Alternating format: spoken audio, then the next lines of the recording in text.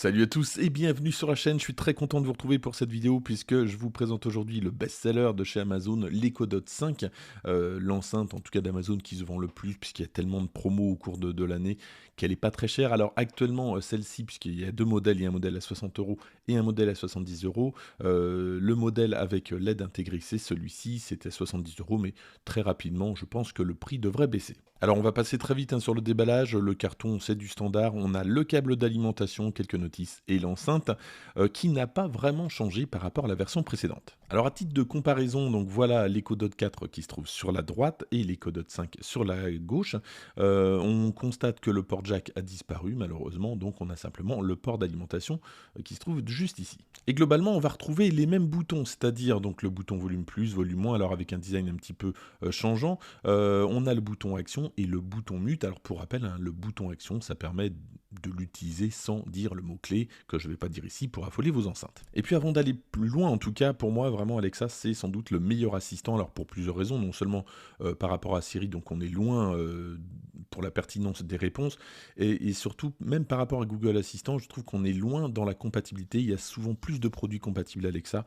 Donc pour moi, c'est le meilleur compromis et sans doute d'ailleurs meilleur rapport qualité-prix.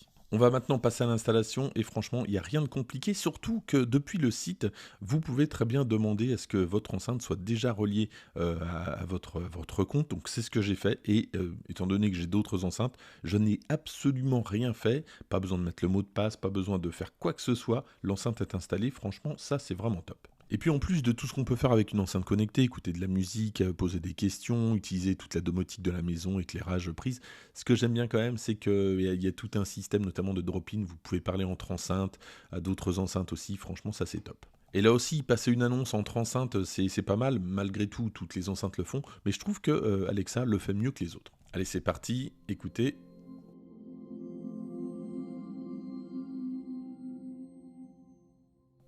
Voilà, donc il n'y a plus qu'à attendre et la configuration va se faire. Hello, your device is ready for setup. Just download the Alexa app and follow the instructions. Hallo, dein Gerät kann jetzt eingerichtet werden. Lade dazu die Alexa-App runter und folge. Alors personnellement, j'ai rien eu à faire, hein, c'est ce que je vous disais. Par contre, si c'est votre première installation, il faudra installer l'application Alexa, créer un compte, et puis tout simplement d'ajouter un appareil. C'est ultra simple. Allez, première nouveauté, c'est si on tapote juste en haut, voilà, regardez, j'étais en train d'écouter un morceau, je mets en pause, je reprends la lecture. Ça, c'est quelque chose qui manquait à l'enceinte précédente. Alors c'est très bien, par contre, si on tape un petit peu à côté, voilà, comme ceci, bah, je vais louper un peu le truc. Bon, là, ça fonctionne. Ça me le fait aussi avec le HomePod mini ou même le HomePod traditionnel. Bon, des fois ça ne marche pas, c'est juste un coup à prendre. Et puis je vais pas vous le faire écouter, mais en matière de son, alors le son a été amélioré, c'est ce qu'explique en tout cas déjà Amazon, et effectivement à l'écoute, on entend quand même une différence avec la version précédente. Alors c'est vrai qu'entre l'Echo Dot 3 et l'Echo Dot 4, j'avais pas noté de différence de son. Là on entend quand même quelque chose d'un petit peu plus profond, un petit peu plus de grave, mais franchement, alors si c'est sensible, en tout cas on entend la différence, je trouve que la qualité sonore au niveau de la précision, bah, c'est pas non plus extraordinaire. Bon, c'est mieux, mais c'est pas non plus génial. Je trouve que on a perdu un petit peu de précision pour la puissance. Donc bon, c'est un petit peu dommage. Et puis alors pour ceux qui connaissent un peu, on se rapproche un petit peu du son de l'Echo 4. C'est le modèle au-dessus qui coûte 100 € que j'avais testé également. Peut-être un petit peu moins précis quand même, mais on retrouve les basses chaleureuses de l'Echo 4. En plus du capteur de présence, on a une nouveauté puisque c'est un capteur de température. Alors j'ai pas compris comment interroger directement l'enceinte sur ce capteur de température. Par contre, on voit le niveau et je pense que c'est simplement pour utiliser dans les routines. Donc à un certain niveau de température, vous pouvez actionner une routine, par exemple à plus de 25 degrés, baisser les volets lorsqu'il fait chaud, par exemple des trucs comme ça. Et de la même manière, hein, le capteur de présence qui est intégré également, vous allez pouvoir l'utiliser avec des routines. Si par exemple l'enceinte détecte une présence, eh bien ça va allumer une lumière par exemple. On notera également que cette enceinte, contrairement à l'Echo 4, n'embarque pas de concentrateur Zigbee, donc vous n'allez pas pouvoir l'utiliser en tant que concentrateur, mais franchement, pour le prix, je pense que c'est quand même pas mal. À propos des dimensions, on est sur un objet assez petit, puisqu'on a une longueur de 10 centimètres, une largeur de 10 centimètres et une hauteur de 9 centimètres. Donc franchement, vous la mettez partout. Et puis, remarque tendance, évidemment, la consommation. Alors j'étais assez étonné, mais finalement, c'est comme pour la version précédente. Donc là, je suis à 8 watts de consommation lorsqu'elle n'est pas branchée. Je monte à 9 watts lorsqu'elle est en veille. Et puis lorsque j'écoute de la musique à peu près à 50%, je passe à 10 watts. Donc en gros, j'ai une consommation de 10 watts et en permanence, ça va vous consommer 1 watt. Ce qui n'est pas énorme. Maintenant, si vous n'utilisez pas, évidemment, débranchez-la. Et puis avant de passer à quelques exemples de ce qu'on peut faire avec cette enceinte, puisque quand même pour les personnes qui n'ont vraiment jamais utilisé d'enceinte, c'est quand même bon à savoir, sachez que lorsque vous tapotez le haut, donc vous avez donc la possibilité de mettre en lecture et en pause, mais si votre réveil sonne, eh bien vous allez pouvoir l'arrêter. C'est un petit plus, mais ça évitera que certains nerveux ne jettent l'enceinte n'importe où, la fasse rouler, ça serait dommage. Cette enceinte est compatible Bluetooth. Activation Bluetooth. Recherche. Voilà, donc pour connecter l'Echo Dot 5 à un iPhone, par exemple, rien de plus simple, vous dites ce mot-là, et vous allez dans les réglages Bluetooth, vous sélectionnez votre enceinte, et c'est terminé. Alors pour ceux qui utilisent Apple Music, c'est compatible, en tout cas, vous pouvez passer comme ça pour envoyer du son, que ce soit sur YouTube ou une autre application. Allez, on vrac, voilà ce qu'on peut faire. Quel est le cours de l'action Apple ?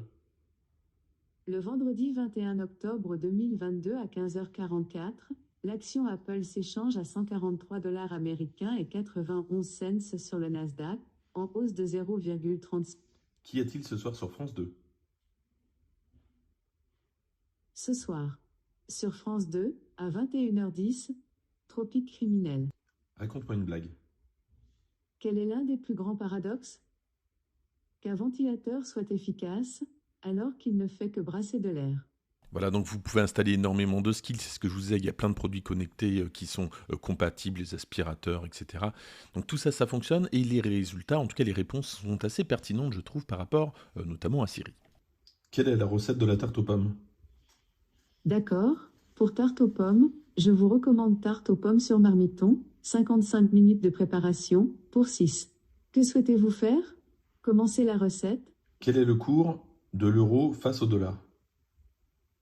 Traduit de unique.com. Actuellement sur dixième.com, le taux de change de l'euro par rapport au dollar est de 1,6836.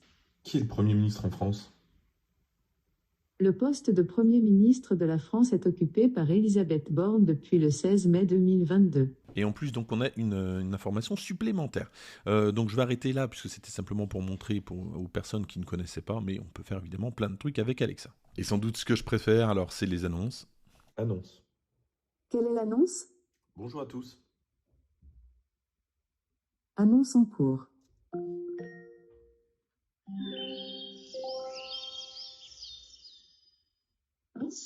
Bonjour à tous.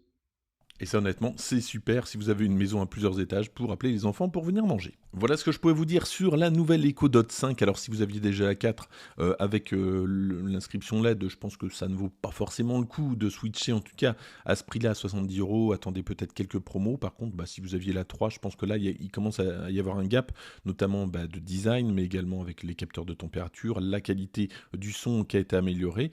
Et puis, j'aime bien ce bouton, ce tapotement sur l'enceinte pour arrêter l'alarme ou tout simplement mettre en pause ou en lecture une chanson. Si le produit vous intéresse, je vous mets le lien dans la description. En attendant, n'hésitez pas à liker cette vidéo, à la partager, à vous abonner. Et moi, je vous dis à très bientôt. N'hésitez pas à aller voir également les anciennes vidéos sur Alexa. Ça peut toujours aider. À très bientôt.